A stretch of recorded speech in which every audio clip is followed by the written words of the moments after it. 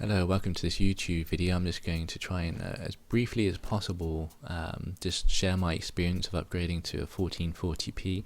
I actually did try to script this before I wrote it, and I ended up writing 3 pages, so I'm just going to have to wing it and just ramble a little bit, so bear with me as I just try to share my experience of this upgrade. Now, the reason why I'm featuring Metro Exodus here, as you can see, the game settings that I'm using. And just for reference, if you were to play this game with the RTX 2060 at ultra settings on 1080p, you'll be looking at around about 80 frames per second. So hopefully that just kind of gives you a nice kind of, this isn't a benchmarking episode. I don't do benchmarking anyway. So if you're looking for benchmarks, yeah, you probably want to look elsewhere.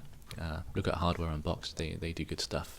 They're kind of like the main ones to look at benchmarking results. So this is, as I mentioned, this is just my experience, but I just wanted to kind of set the parameters there. 80 frames per second at 1080p ultra, and this is what I experienced at 1440p with the settings. And I have to say, before I go on with my experience a little bit, I completed this game at 1080p on ultra settings on my previous monitor, and playing now with the settings that you saw and with how the game looks now, if you're seeing this at 1440p, you'll appreciate it a little bit more. If not, you'll just have to take my word for it. But playing as it is now is a far better experience than what I had at 1080p on ultra. There's no comparison. This is just amazing to play this game even at these settings at 1440p. I will definitely say that as a fact for me from what I saw.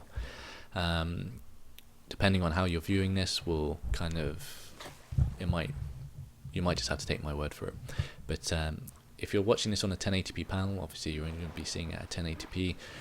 The only thing you could do is perhaps if you have a smartphone or a high-res tablet, you could watch the video on there just to kind of see what the game looks like compared to perhaps what games look like on your 1080p panel, or if you're playing this game at 1080p.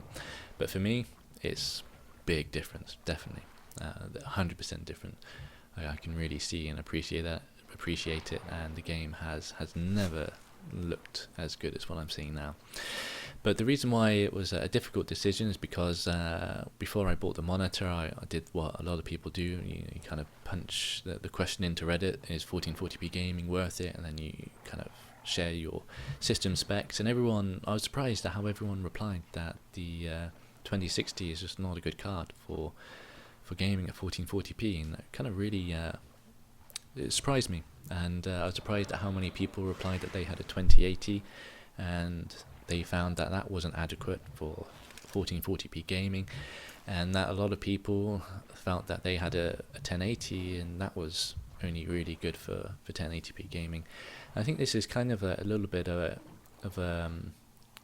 find it a bit of a peculiarity, and I think it kind of shows that I think personally people spend too much on graphic cards for 1080p gaming. Unless you're competitive, I would probably say anything over £200 to £250 is way too much for 1080p gaming. And before I was on the RX 580, and I played on pretty much on high settings, although I did sometimes knock down to medium settings. That was to get frame rates nice and high, just kind of in that kind of 100 frames per second, 80 to 100 is kind of where I like things. And I have to say, I really didn't see any improvement, any visual improvement going from that to, well, the RTX 2060 was able to provide. Yes, I was playing everything at ultra, and yes, I was playing everything at ultra again at over 100 frames per second on the games that I was playing. But visually, nothing looked any better. It looked no different to me. So I really kind of felt I'd wasted my money, unless, of course, I had used this card to game at a higher resolution. I'd spent this money, and I wanted to get the best visual experience that I could. But of course I like the frame rates, so just knock them down a little bit, knock the quality settings down a little bit. And I think if everyone did that, then they would they would have a lot more flexibility, and they would be able to unleash a lot more potential from their hardware. So if you're watching this and you're kind of experience a little bit of trepidation as regards, what will 1440p completely kill my frame rates? If you're gaming at Ultra and in your mind Ultra is the only way to game, then yes, that will be true. You will not get any more than 60 frames per second in new titles with this card. Well, that's not kind of a hard and fast rule, but that's the average. You kind of notice that at Ultra, that's where this card kind of lands itself. If you're willing just to knock a few settings back, you're not going to lose anything in terms of visual fidelity, but you will gain that frame rate performance. You will. There's no doubt about it, as you can see, and that's what I'm trying to demonstrate with Metro here. It still looks amazing, and playing the game at 1080p Ultra, as I mentioned, I can't tell the difference. Well, I can, actually. Things look better at 1440p. Am I a little bit concerned about future releases? Yes, I am. I think that is always going to be the concern because I'm still fairly new to 1440p gaming.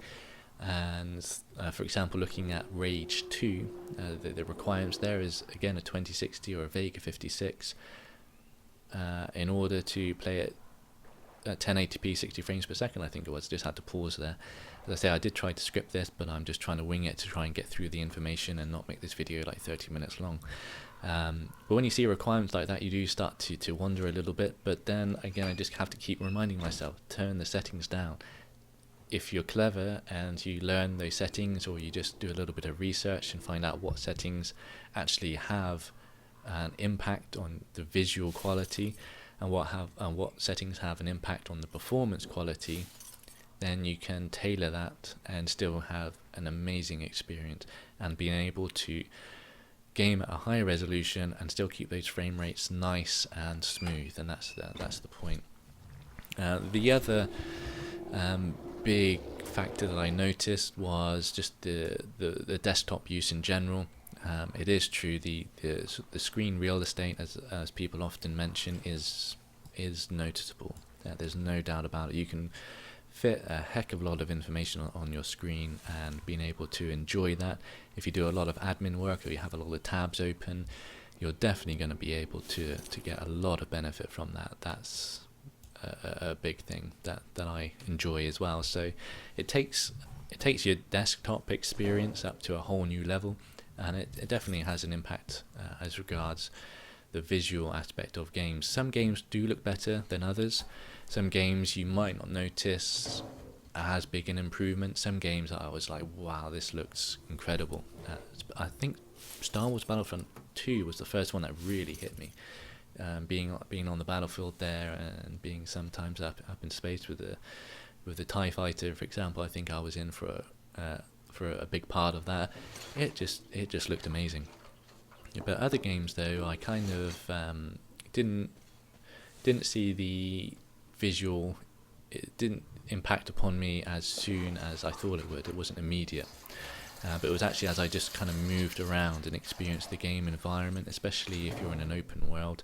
Everything just looks a little bit more three-dimensional. It looks like you're actually in a world. Everything has a lot more clarity, and everything looks sharper, and it kind of makes the background look real, as opposed to looking as though you're in front of a painted backdrop. I don't know if that makes sense, but that's kind of what I felt as I was moving around and playing the games that I play. Definitely does make everything look a lot better. One of the issues that made me a little bit wary of upgrading as well was because of everyone's opinion as regards interpolation.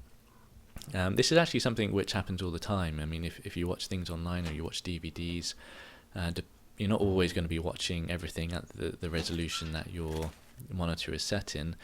But obviously, I guess you could argue that certain things are kind of designed for that. Just without getting too technical, obviously interpolation isn't as great as playing at the native resolution. That's kind of a given fact. But it's not always as bad as what people say it is.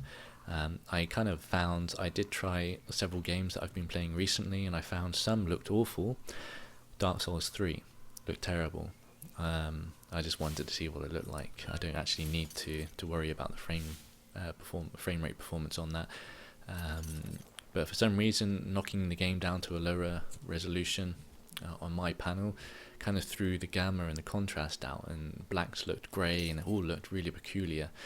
Other games though, Rise of the Tomb Raider, going backwards and forwards, 1080p, 1440p, 1080p, 1440p, it was hard to, at times I kind of forgot which one I was using. It's only when you look kind of closely and spend a few minutes, and I think in some games you would actually I'd have to sit down and start moving around, and kind of after a couple of minutes I'd be able to tell. But that being said, now time has gone forward and I'm more accustomed to 1440p. 1080p definitely looks worse. So when I first started using it, I tried flicking backward and forward quite a bit and found I didn't notice too much. Now I notice a lot more.